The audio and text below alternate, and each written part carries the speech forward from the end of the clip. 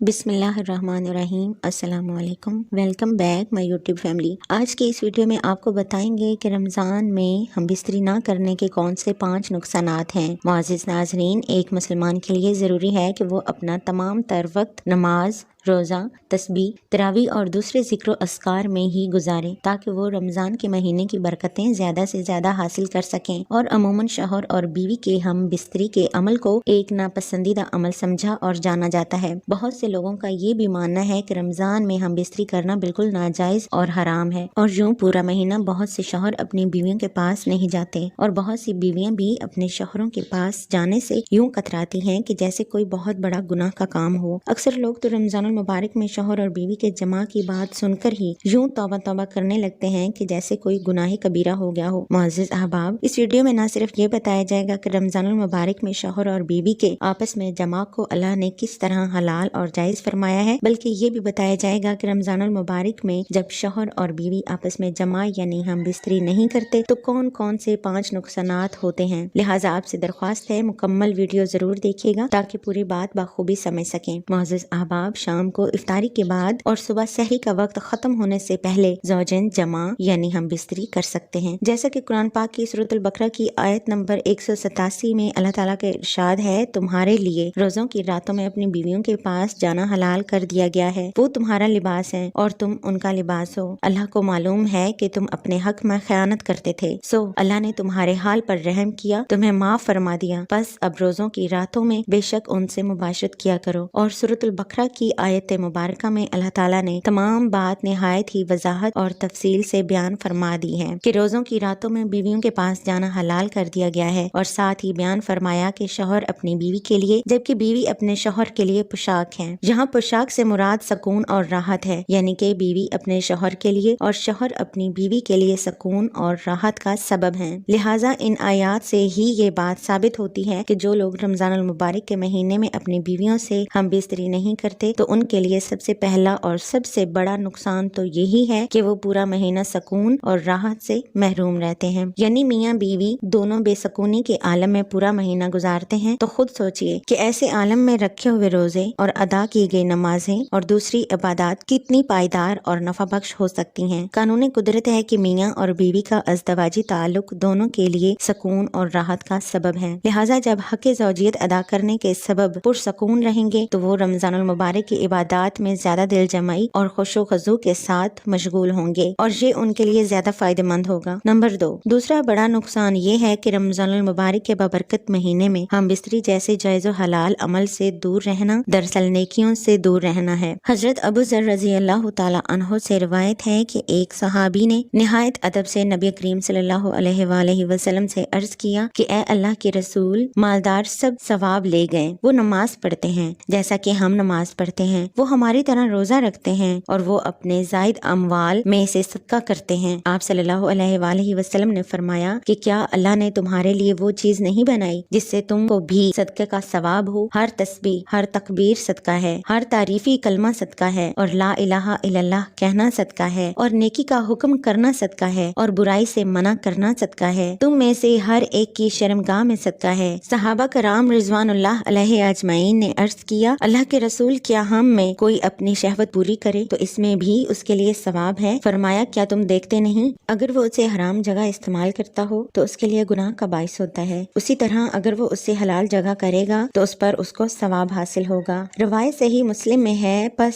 ثابت ہوا کہ جو مسلمان رمضان المبارک میں اپنی بیوی سے ہم بستری جیسے حلال کام سے محروم رہا تو وہ صدقہ اور نیکیوں سے محروم رہا۔ اور یہاں یہ بھی جان لیجئے کہ عام دنوں میں نیکی کے کام پر جو اجر و ثواب ملتا ہے، رمضان المبارک کے بابرکت مہینے میں اسی نیکی کے کام پر 70 گنا زیادہ اجر و ثواب ملتا ہے۔ رمضان کے مہینے میں ہم بستری نہ کرنے کا تیسرا بڑا نقصان یہ ہے کہ ایسا شوہر حق زوجیت ادا نہ کرنے کے سبب سخت گناہ کا مرتکب ہوگا۔ یقیناً آپ کے ذہن میں یہ بات آئی ہوگی کہ وہ کیسے؟ رسول اللہ صلی اللہ علیہ وآلہ وسلم نے ارشاد فرمایا کہ رمضان المبارک میں نیکیوں پر اجر اور بدیوں پر مواخذہ بڑھا دیا جاتا ہے۔ رمضان المبارک کا تقدس ہے، جو شوہر حق زوجیت ادا نہیں کرتا اور اگر اس کی وجہ سے اس کی بیوی تکلیف میں رہتی ہے، اسی تکلیف کے سبب اگر وہ اللہ کی عبادت پوری توجہ اور خشوع و خضوع کے ساتھ نہیں کر پا رہی تو اس کا گناہ اس کے شوہر کے سر ہی جائے گا، اور بلا شبہ یہی معاملہ بیوی کے لیے بھی ہوگا جو اپنے شوہر سے دوری اختیار کرے۔ رمضان المبارک میں بیوی سے ہم بستری نہ کرنے کا چوتھا نقصان یہ ہے کہ زوجین حقیقی طہارت اور پاکیزگی سے محروم رہے۔ سوشل میڈیا کی بھرمار اور اس کے علاوہ انسان گلی محلوں میں عموماً دانستہ یا نہ دانستہ بدنگاہی اور بد نظری کا مرتکب ہو جاتا ہے، جس کی وجہ سے انسانی دماغ برے خیالات کا اماجگاہ بن جاتا ہے۔ تو ایسے میں شادی شدہ افراد کو چاہیے کہ شیطانی وسوسوں سے بچنے کے لیے اپنی بیوی سے ماہ رمضان کی راتوں کو صحبت کریں تاکہ ہر طرح کی غلیظ خیالات سے پاک رہ سکیں اور وہ اپنی تمام عبادت پوری توجہ سے کر سکیں۔ اب آپ کو بتاتے ہیں رمضان المبارک میں ہم بستری نہ کرنے کا پانچواں نقصان کیا ہے۔ نبی کریم صلی اللہ علیہ وآلہ وسلم کا ارشاد مبارک ہے کہ ماہ رمضان میں تمام شیاطین کو پورے مہینے کے لیے زنجیروں سے جکڑ دیا جاتا ہے۔ یہی وجہ ہے کہ ایک عام انسان رمضان کے مہینے میں باقی مہینوں کی نسبت خشوع و خضوع اور اہتمام کے ساتھ عبادت میں مصروف ہو جاتا ہے، یعنی باقی مہینوں کی نسبت اس مہینے میں زیادہ عبادت گزار اور پرہیزگار ہو جاتا ہے۔ لہٰذا جو شادی شدہ جوڑے اولاد کی خواہش رکھتے ہیں انہیں ماہ رمضان میں اولاد کے حصول کے لیے زیادہ کوشش کرنی چاہیے۔ اگر باحکم الہی سے بیوی کو حمل ہو جاتا ہے تو ہونے والی اولاد اس بابرکت مہینے کے طفیل نیک اور صالح اور پرہیزگار ہوگی۔ لہٰذا رمضان المبارک میں ہم بستری نہ کرنے کا پانچواں نقصان یہ ہے کہ اولاد کے خواہش مند حضرات اس نیک مہینے کی بابرکت گھڑیوں میں حاصل ہونے والی نیک اولاد سے محروم رہتے ہیں۔ یقیناً میری طرح آپ نے بھی اس بات پہ غور کیا ہوگا، جو افراد نیک صالح ہوتے ہیں ان کی اولاد بھی نیک ہی ہوتی ہے۔ جو سارا سال قرآن پاک پڑھنے اور اللہ کی عبادت میں مصروف رہتے ہیں تو ان کے نیک صالح اعمال کا اثر ان کی اولادوں پر بھی پڑتا ہے اور یوں ان کی اولاد بھی نیک ہی ہوتی ہے۔ جبکہ ماہ رمضان میں ہر مسلمان صلاۃ و صوم کی پابندی کے سبب ویسا ہی نیک اور صالح ہو جاتا ہے، تو اس بابرکت مہینے میں حمل ٹھہر جانے کی صورت میں پیدا ہونے والی اولاد بھی نیک اور صالح ہی ہوگی انشاءاللہ۔ اب یہ بھی نہایت ہی اہم اور ضروری بات جان لیجئے کہ میاں بیوی کو ہم بستری کرنے کی اجازت صرف ماہ رمضان کی راتوں میں ہے، یعنی روزے کی حالت میں میاں بیوی کا ہم بستر ہونا سخت ممنوع اور باعث گناہ ہے۔ اللہ تعالیٰ سے دعا ہے کہ تمام مومن مسلمان مردوں اور عورتوں کو اس بابرکت مہینے کی رحمتیں اور برکتیں سمیٹنے کی طاقت اور نیکی کی بات سننے اور سمجھنے کی توفیق عطا فرمائے، آمین۔ امید ہے آپ کو ہماری آج کی معلوماتی ویڈیو پسند آئی ہوگی۔ ویڈیو کو لائک اور اپنے تمام دوستوں کے ساتھ شیئر ضرور کیجیے گا۔ فلک ٹیوب 191 لایا آپ لوگوں کے لیے بہترین اسلامک واقعات اور آسان وظائف جو آپ کی زندگی کو خوشگوار بنانے میں مددگار ثابت ہو سکیں، تو آپ بھی ہماری حوصلہ افزائی کے لیے ابھی ویڈیو کو لائک اور چینل کو سبسکرائب ضرور کریں، ساتھ موجود گھنٹی کے بٹن پر کلک کریں تاکہ ہم مزید اس نیک کام میں بہتری لا سکیں اور آپ ہماری ویڈیوز کے نوٹیفیکیشن کے ساتھ ساتھ فوائد بھی بر وقت حاصل کر سکیں۔ ملیں گے کسی اور ویڈیو میں، تب تک کے لیے اپنا بہت سا خیال رکھیے گا اور اپنے اس چینل کا بھی۔ اللہ حافظ۔